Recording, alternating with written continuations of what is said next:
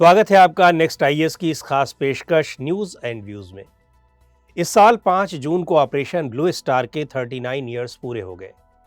आमतौर पर इसे घल्लूघारा दिवस के तौर पर मनाया जाता रहा है, लेकिन इस बार काफी शांति रही। न्यूज एंड व्यूज के आज के एपिसोड में ऑपरेशन ब्लू स्टार की चर्चा करेंगे। ऑपरेशन ब्लू स्टार 1984 में पंजाब के अमृतसर में स्वर्ण मंदिर के भीतर इंडियन आर्मी द्वारा चलाया गया एक मिलिट्री ऑपरेशन था। इस ऑपरेशन का मकसद स्वर्ण मंदिर में कब्जा जमाए बैठे मिलिटेंट्स के चीफ जरनैल सिंह भिंडरावाला को पकड़ना या उन्हें खत्म करना था। भिंडरावाला सिखों की सिख सेमिनरी दमदमी टकसाल के चीफ और सेपरेटिस्ट मूवमेंट खालिस्तानी मूवमेंट के हेड थे।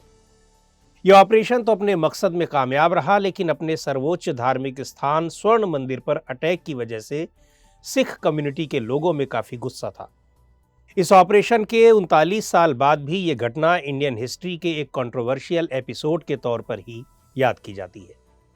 घल्लूघारा एक सिख टर्म है जिसका मतलब large scale massacre, carnage, genocide, connoting aggression और परसिक्यूशन के संदर्भ में किया जाता है। दमदमी टकसाल सिख कम्युनिटी में एक तरह की सेमिनरी या रिलीजियस स्कूल है। इसकी स्थापना सिखों के 10वें गुरु गुरु गोबिंद सिंह ने की थी। टकसाल का मकसद अपने फॉलोअर्स को गुरबानी की स्पिरिचुअल और प्रोफाउंड टीचिंग्स के बारे में बताना था। अब ये एक तरह से ट्रैवलिंग यूनिवर्सिटी बन चुकी है जो सिख फिलॉसफी की टीचिंग के लिए कई फैकल्टीज प्रोवाइड करती है। थोड़ा बैकग्राउंड पर नजर डालें तो आइडिया ऑफ खालिस्तान दरअसल भारत के पार्टीशन के बाद की सोच है। पार्टीशन के दौरान सिख मेजॉरिटी वाले पंजाब का भी भारत और पाकिस्तान के बीच पार्टीशन हो गया था। इस पार्टीशन से सिखों के दो महत्वपूर्ण शहर लाहौर और ननकाना साहिब पाकिस्तान के हिस्से आ गए थे। भारत में रहने वाले सिख इससे बहुत डिसअपॉइंटेड थे। सिखों को लगता था कि हिंदुओं को तो हिंदुस्तान मिल गया, मुसलमानों ने पाकिस्तान ले लिया, लेकिन इस इंडिपेंडेंस और पार्टीशन से आखिर सिखों को क्या मिला। इसके साथ ही कुछ दूसरे स्टेट्स के साथ रिवर वाटर शेयरिंग जैसे कुछ एडमिनिस्ट्रेटिव इश्यूज ने यहाँ ऑटोनॉमी की डिमांड्स को तेज किया, और ऐसा कहा जाता है कि पाकिस्तान की तरफ से ऐसी डिमांड करने वालों को आर्म्स और फंड्स देकर खूब भड़काया गया। ऑटोनॉमी की डिमांड के बीच 1966 में पंजाब स्टेट को 3 पार्ट्स में बांट दिया गया। हिंदी स्पीकिंग हिंदू मेजॉरिटी वाले एरिया में हरियाणा और हिमाचल प्रदेश बना दिए गए, जबकि पंजाबी स्पीकिंग सिख मेजॉरिटी वाले एरिया को पंजाब बना दिया गया। लेकिन इतना होने के बाद भी 70s में न सिर्फ डोमेस्टिक लेवल पर बल्कि विदेशों में भी सिख सेपरेटिस्ट मूवमेंट यानी खालिस्तान मूवमेंट अपने चरम पर पहुंच गया। इसी माहौल में जरनैल सिंह भिंडरावाला का उभार हुआ। पॉलिटिकल अनसर्टेनिटी के दौर में उसने अपने आप को सिखों की एकमात्र ऑथेंटिक वॉइस के रूप में पेश किया। हालांकि शुरुआती तौर पर शिरोमणि अकाली दल को काउंटर करने के लिए कांग्रेस पार्टी ने ही भिंडरावाले को प्रोटेक्शन दिया था, लेकिन 80s की शुरुआत से वो गंभीर समस्या बनता गया। वो और उसके सपोर्टर्स वायलेंट एक्टिविटीज में शामिल होने लगे। 1982 में भिंडरावाला ने अकालियों की ओर से चलाए जा रहे सिविल डिसोबीडियंस मूवमेंट में हिस्सा लिया। इस मूवमेंट को धर्म युद्ध मोर्चा कहा गया था।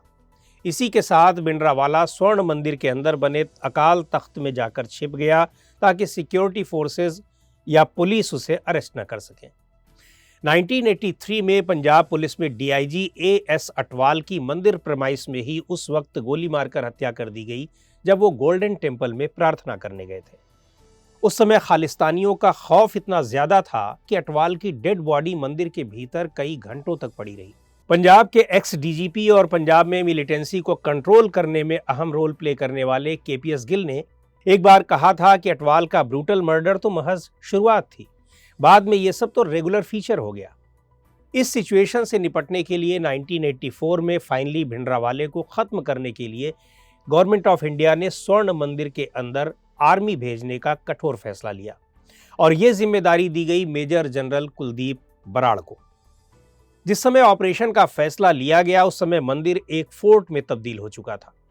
दरअसल ऑपरेशन से कुछ पहले भिंडरावाले और उनके लोगों ने मंदिर में बड़ी तादाद में आर्म्स और एमुनिशन इकट्ठा कर लिया था। मिलिटेंट्स को इंडियन आर्मी से करप्शन के चार्जेस के कारण डिसमिस किए गए मेजर जनरल शाहबेग सिंह ने उन्हें मिलिट्री ट्रेनिंग दी। 1 जून 1984 को मिलिटेंट्स की ताकत का अंदाजा लगाने के लिए सीआरपीएफ ने मंदिर के भीतर पहली बार फायर किया।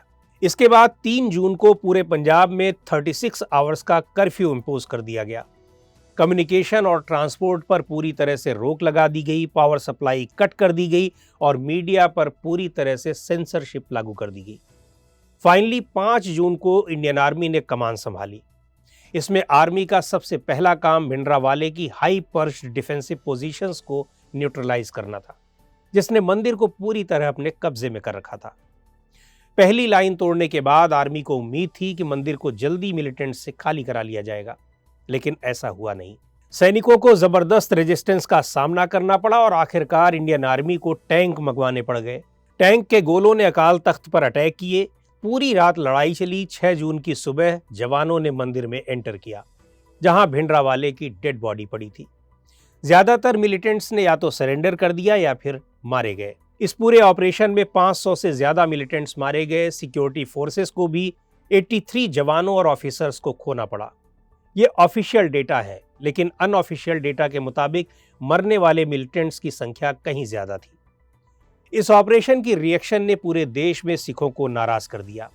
उनकी नाराजगी की कीमत देश को प्राइम मिनिस्टर इंदिरा गांधी के मर्डर के तौर पर चुकानी पड़ी, जब 31 अक्टूबर 1984 को इंदिरा गांधी के 2 सिख बॉडीगार्ड्स ने ही उन्हें गोलियों से भून दिया। इंदिरा गांधी के मर्डर के बाद पूरे देश में एंटी सिख राइट्स भड़क उठे, जिसमें बड़ी संख्या में सिखों को निशाना बनाया गया। इस तरह देखें तो पंजाब में खालिस्तान मूवमेंट और फिर ऑपरेशन ब्लू स्टार ने एक साथ कई सीखें दी हैं कि देश में बेटर इंटरनल सिक्योरिटी को कैसे इंश्योर किया जा सकता है। तो आज के इस एपिसोड में इतना ही। अगले एपिसोड में हम फिर हाजिर होंगे एक नए टॉपिक के साथ। आपको ये प्रोग्राम कैसा लगा, कमेंट करके हमें ज़रूर बताएं। आप अपने सुझाव भी हमें भेज सकते हैं।